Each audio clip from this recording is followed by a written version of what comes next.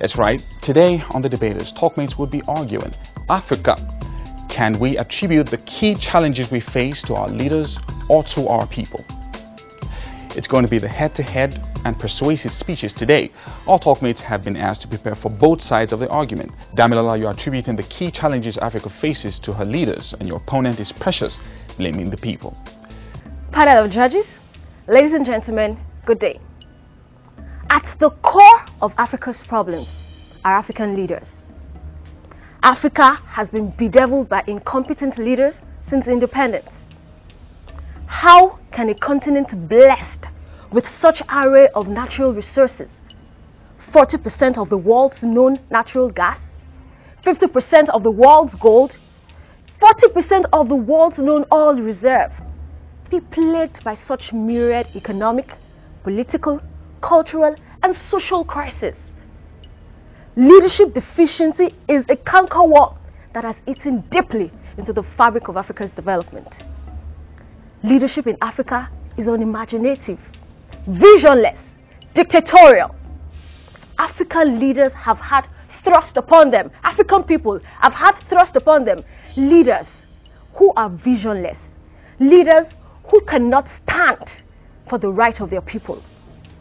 How else can we explain the fact that since independence, out of the 220 African heads of states, less than 20 have voluntarily relinquished power?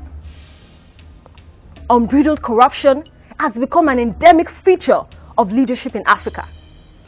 An estimated $148 billion leaves the shores of Africa through corrupt regimes every year.